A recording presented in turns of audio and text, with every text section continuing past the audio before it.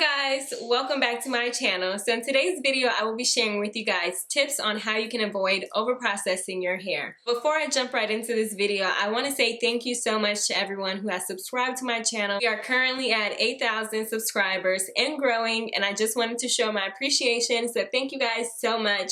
And if you are not subscribed, please go ahead and hit that subscribe button and turn on the notifications while you're at it. So every time I upload a video, you will get notified. So without further ado, let's just go ahead and jump right into the video. Tip number 1, you want to choose one treatment at a time. So when I say one treatment, I mean either coloring or relaxing your hair. You don't want to do both at the same time because these are both individually very harmful treatments that you can do to your hair to alter the natural state of your hair. So when you put a color on top of your relaxed hair, you're causing more damage to it than if you would only have color or relaxed hair. If you must have both color and relaxer at the same time, I would strongly suggest waiting 20 days after you've gotten your fresh relaxer to then go ahead and apply the color to your hair.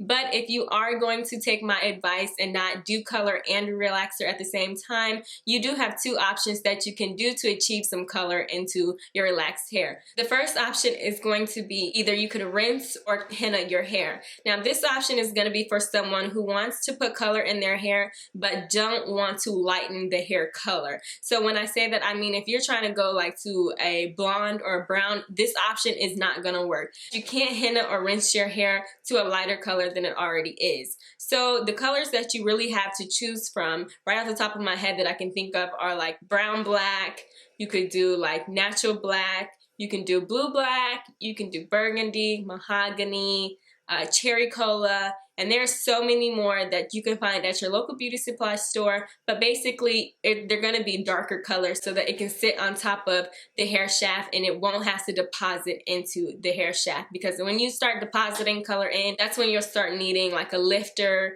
or bleach or things of that nature, and both of those are just very harmful to your hair. The second option that you have is going to be adding clip-in extensions or getting a weave or wefts. So basically if you want to color your hair lighter than what your hair already is, so if you want to do brown, blonde, platinum blonde, anything of that nature that's lighter than your hair, you're going to need some clip-ins or some weave, which all beauty supply stores sell the platinum blonde clip-ins, the weaves and stuff like that. You're just going to have to clip them in and they're going to be temporary, but in the long run it's going to be worth it because you're not going to be damaging your hair, because when you put color and a relaxer on top of your hair is literally going to fall out. If you guys haven't checked out my salon horror story, make sure you go check it out because this actually did happen to me without me even knowing. My second tip is going to be adding protein back into your hair after you've gotten it relaxed. You want to add protein back into your hair because when you get a relaxer, it alters the natural pH balance of your hair. pH is a measure of how acidic or alkaline a substance is. Anything from 0 to 6.9 is acidic, 7 is neutral, and anything between 7.1 and 14 is alkaline. Human hair has a pH balance from 4.5 to 5.5. When talking about relaxers, there are 3 different types of relaxers you can get. 1 being sodium hydroxide, 2 being grenadine hydroxide, and 3 being ammonium thiglot.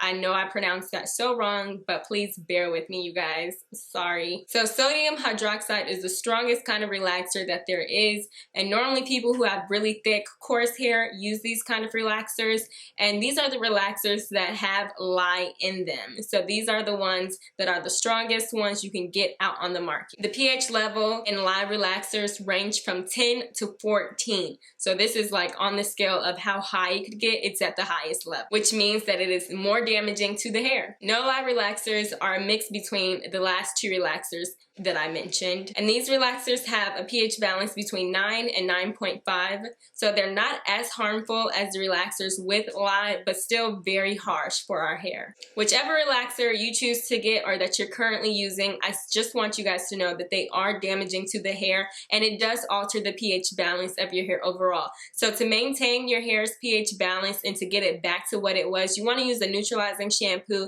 after you do relax your hair, and on top of that you want to look for shampoos shampoos and conditioners that help with their pH balance. So just make sure you're reading the back of your shampoos or conditioners or the products that you're putting in your hair for that matter. Just make sure you know what you're actually putting in your hair. Okay? And the last thing I want to share with you guys to help avoid overprocessing your hair is to only relax your new growth. Overlapping is the most common way to overprocess your hair. And overlapping basically means when you apply the relaxer to relaxed hair that has already been relaxed previously. So basically that means you're trying to straighten what's already been straightened, and that can cause breakage immediately. It can cause your hair to just snap. When you apply a relaxer to your hair, you're stripping it from all of its natural moisture and its natural vitamins and things of that nature. So when you overlap your relaxer, you're really damaging your hair. You want to allow your hair time to grow between relaxers.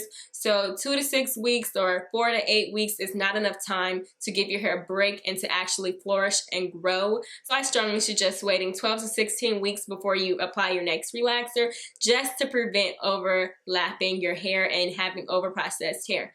So I hope you guys enjoyed these tips. If you did, make sure you give this video a big fat thumbs up, and I will catch you guys in my next video.